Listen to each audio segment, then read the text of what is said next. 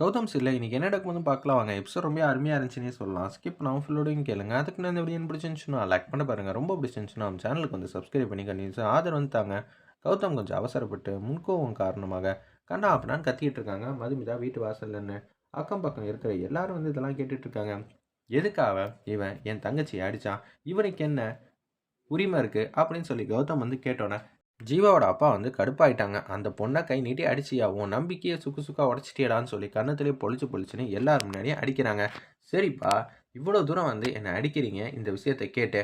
மதுமிதா வந்து வளர்த்துருக்காங்க என்னை எப்போதும் வந்து நியாயவாதியாக இருக்க சொல்லியிருக்காங்க. நியாயமாக எனக்கு என்ன மனசில் பட்டுச்சோ அதை தான் செஞ்சேன். என்ன நினச்சிக்கிட்டு இருக்கா இவளுக்கு எனக்கும் கல்யாணம் ஆக போகுதுன்னு தெரிஞ்சா இவ என்ன வேணான்னு பேசலாமா? இவ என்னை பற்றி பேசியிருந்தா நான் வந்து அமைதியாக இருந்திருப்பேன். நம்ம குடும்பத்தை பற்றி பேசியிருந்தா நான் வந்து பொறுத்து போயிருப்பேன். எங்கள் அக்காவை அசிங்கப்படுத்திட்டா. அதை என்னால் பொறுத்து போக முடியாது. எனக்கு அக்காங்கிறது அம்மா மாதிரி. எங்கள் அம்மாவை பேசுனதுக்கு சமம் தான் இது எல்லாத்தையும் அப்படின்னு சொல்லிட்டு இருக்கிறப்ப இவ்வளோ விஷயம் நடந்திருக்கான சந்தோஷம் வந்து புரிஞ்சுக்கிறாங்க அந்த இடத்துல. அப்பன்னு பார்த்து இவன் தவறு செஞ்சுட்டான். இனிமேட்டு என் நம்பிக்கையை இவனால் சம்பாதிக்கவும் முடியாது. இவன் மேலே நம்பிக்கையை வச்சு என் தங்கச்சியை ஜீவாவுக்கு வந்து கல்யாணம் பண்ணி கொடுக்கலான்னு நான் முடிவு பண்ணியிருந்தேன். ஆனால் இனிமேட்டு அது செட் ஆகாதுன்னு தான் நினைக்கிறேன். என்ன நினச்சிக்கிட்டு இருக்கான் இவன் மனசில்? இனிமேட்டு நான் சொல்கிறேன் இந்த கல்யாணம் நடக்காதுன்னு அவசரப்பட்டு கௌதம் பழனிசாமி வந்து அந்த இடத்துல ஒரு முடிவு வந்து எடுக்கிறாங்க. இதை கேட்டோன்னே என்னடா இப்படி பண்ணிட்ட? என்னை பற்றி மாயா தப்பாக பேசியிருந்தா என்ன? பொறுத்து போக வேண்டியதானே? அக்கா என்னால் எப்படிக்கா பொறுத்து போக முடியும்? நீ சின்ன வயசுலேருந்து எப்படி நடந்துக்கணும் எப்படி நடந்துக்கூடாதுன்னு சொல்லி கொடுத்துருக்க. ஆனால் என்னால் இது எல்லாத்தையும் வந்து ஜீர்ணிக்கவே முடியல அப்படின்னு சொல்கிறாங்க. சரிங்க, இவனுக்காக நான் மன்னிப்பு கேட்குறேன் அப்படின்னு சொல்லி ஜீவாக்காக வந்து நம்ம மதுமிதா வந்து மன்னிப்பு கேட்குறாங்க கௌதம் கிட்ட. கௌதம் வந்து பேசுகிறாங்க, என்ன மன்னிச்சிட்டா எல்லாம் சரியாயிடுமா? இல்லை நான் என்ன முடிவு எடுக்கணும்னு நீங்கள் ஆசைப்பட்றீங்க? நான் என் தம்பி பண்ண தவறுக்காக தான் மன்னிப்பு கேட்குறேன். மாயா என்னதான் வாய் வார்த்தையாக சொல்லியிருந்தாலும் அது வெளியில் வந்து நிற்காது. கௌதம் வந்து நீங்கள் கேட்கவும் மாட்டீங்க, அது வேறு விஷயம்.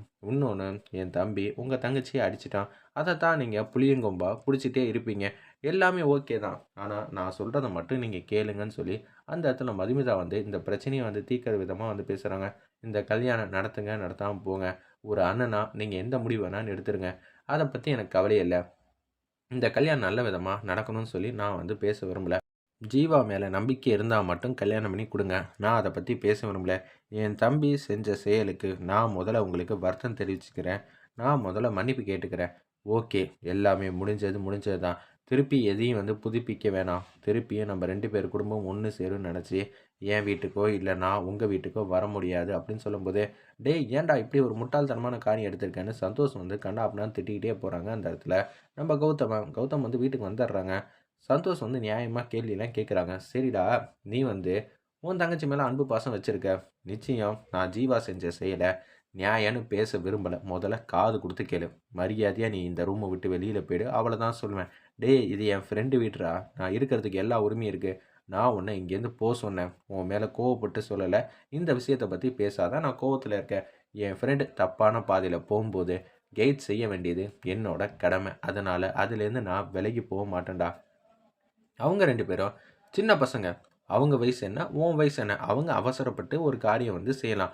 நீ அவசரப்பட்டு ஒரு காரியம் செஞ்சது உன் வயசுக்கும், மெச்சூரிட்டிக்கும், அனுபவத்துக்கும் சரியாங்கிற மாரி ஒரு கேள்வி கேட்டோன்னே, கௌதம் வந்து யோசிக்க ஆரம்பிச்சுட்டாங்க அந்த இடத்துல. என்னடா சொல்ற? சரி மாயா கிட்ட என்ன கேட்ட? அவ முதல்ல என்ன சொன்னதுனால கௌதம் வந்து அடிச்சிட்டான்னு விசாரிச்சியா? விசாரிக்கல. உன் பக்கம் ஒரு நியாயம் இருக்கிற மாரி, அவன் பக்கம் ஒரு நியாயம் இருக்கு. அந்த நியாயத்துல அவன் வந்து கை நீட்டி அடிச்சிட்டான். ஆனால் அடித்தது என்னமோ தப்பு தான். உன்கிட்ட சொல்லியிருக்கணும். சொல்லாமல் விட்டது தப்பு தான். ஓகே, அவங்க 2 பேரும் சின்ன பசங்கடா. அனுபவம் எதுவுமே கிடையாது. இப்படி ஒரு சின்ன சண்டைனால 4 பேர் வாழ்க்கையும் கேள்விக்குறியாக வந்து நிற்கும். அதனால தான் சொல்கிறேன். அவங்க இன்னைக்கு சண்டை போடுவாங்க. நாளைக்கு உன்கிட்ட வந்து பேசுவாங்க. என்ன சொல்லுவாங்க? அண்ணன் எனக்கு எப்படி இருந்தாலும் ஜீவா தானே என்னோட உலகம். கல்யாணம் பண்ணி கொடுத்துருனேன். என் மேலே தான் தப்பு இருக்குது அப்படின்னு சொல்லி அன்னைக்கு நடந்ததை ஃபுல் ஸ்டோரியாக உன்கிட்ட உன் தங்கச்சி வந்து சொல்லுவா. அப்போ நீ என்னப்பா பண்ணுவ அப்படின்னு சொல்லும்போது, ஜீவா அன்னைக்கு உன் தங்கச்சியை கல்யாணம் பண்ண முடியாதுன்னு சொல்லிட்டா என்ன செய்வ? இது உன் வாழ்க்கை மட்டும் இல்லை, மதுமிதா வாழ்க்கை இருக்குது, ஜீவாவோட வாழ்க்கை இருக்குது, இன்னொன்று மாயாவோட வாழ்க்கை இருக்குது. ஒரு கல்யாணம் தள்ளி போயிடுச்சுன்னா நடக்காதுன்னு சொல்லிட்டேன்னா இன்னொரு கல்யாணம் ஆட்டோமேட்டிக்காக நின்றோம். தயவு செஞ்சு புரிஞ்சுக்கங்கிற மாதிரி கெஞ்சுறாங்க. என்னால் முடியாது. இனிமேட்டு எதுக்குடா எனக்கு கல்யாணம் நடக்கணும்? நான் வந்து என் தங்கச்சி பத்திரமா அந்த வீட்டில் வந்து கொண்டு போய் சேர்க்கணுன்னா அவங்க அக்காவுக்கு கல்யாணம் ஆகணும்னு சொன்னாங்க. சரி வேறு ஆப்ஷன் இல்ல, வேறு வழி இல்லைங்கிற ஒரே காரணத்தினால தான் நாங்க 2 பேரும் கல்யாணம் பண்ணிக்கிற மாரி ஒரு சிச்சுவேஷன் வந்துச்சு. மத்தபடி எங்க 2 பேருக்குள்ள ஒண்ணும் இல்ல. அப்படின்னு சொல்றாங்க. நீ இங்கேருந்து போலாம். அப்ப சரி நண்பா நான் சொல்றது எதுவும் கேட்க மாட்டேன்ருக்க. ஒத்த கால்ல நிக்கிறேன். நல்லது எது, கெட்டது எதுன்னு தெரியாம இருக்கிறவனுக்கு சொல்லி புரிய வைக்கலாம். ஆனா எல்லாமே தெரிஞ்சிருந்து உனக்கு நான் எப்படி வந்து சொல்லி புரிய வைப்பேன்? எனக்கு டோட்டலா வந்து ஒண்ணுமே புரியல அப்படின்னு சொல்லிட்டு அவங்க மாட்டுக்கு குடுகுடுன்னு வெளியில வந்து வராங்க. கோச்சிட்டு சந்தோஷ் மாட்டுக்கும் வந்துடுறாங்க அந்த இடத்துல. அவங்க அம்மா வந்து ரொம்ப சோகமாயிடுறாங்க. என்ன சொல்றதுன்னே தெரியலங்கிற மாரி வருத்தப்பட்டுட்டு இருக்கிறப்ப, ஜீவா வந்து கத்துறாங்க. "ஏன் நான் சொல்றது எதுவுமே வந்து கேட்க மாட்டேங்கிறீங்க?" உடனே அவங்க அப்பா வந்து கத்துறாங்க. "டேய்! நீ என்னைக்கு வாய் வார்த்தையா சொல்றத விட கை நீட்டினியோ, அப்பயே உனக்கு எல்லாமே சொல்றதுக்கான அதிகாரம் எதுவுமே உனக்கு கிடையாது. நீ அடிச்சது மட்டும் தான் எல்லா இடத்துலயும் நிக்குது தவிர, நீ பேசுறதுக்கு 1% கூட உனக்கு தகுதி கிடையாது." அப்படின்னு அவங்க அப்பா வந்து பேசிடுறாங்க. மதுமிதா வந்து ஃபீல் பண்ணுறாங்க. பரவாயில்ல, ஜீவா மேலே என்ன தப்பு இருக்குது விடுங்கன்னு சொன்னோன்னே, அவங்க அம்மாவுக்கு வந்து முடியல போல இருக்குது. அதித்தி வந்து தண்ணி எடுத்துகிட்டு வந்து கொடுக்குறாங்க. எனக்கு வேணாம். இந்த கல்யாணம் நின்று போச்சுன்னா, இவன் மட்டும் ஏதாவது ஒன்று கிடக்க ஒன்று சொல்லிட்டு வந்துடுறான். ஆனால் கடைசியில் வந்து இதே இவன் கல்யாணம் நிற்கிறது மட்டும் பரவாயில்லையே. மதுமிதாவோட கல்யாணம் நிச்சயதார்த்தம் முடிஞ்சு நிற்கிற மாதிரி ஆயிடுச்சு. இது ஒரு டைம் இல்லை, 2 டைம் இல்லை, ஏகப்பட்ட வாட்டி இது மாரி நின்றுருக்கே! அப்பன்னா இந்த வாட்டி என் பொண்ணோட ராசி சரியில்ல. அதனால தான் இப்ப ஜீவாவோட கல்யாணம் நின்னு போச்சுன்னு எல்லாரும் வந்து பல்ல போட்டு பேசுவாங்களே! அதுக்கு நம்பளே வந்து சந்தர்ப்பத்த வந்து குடுத்துட்டோமேங்கிற மாரி அந்த இடத்துல அவங்க அம்மா வந்து ஃபீல் பண்ணிட்டுருக்காங்க.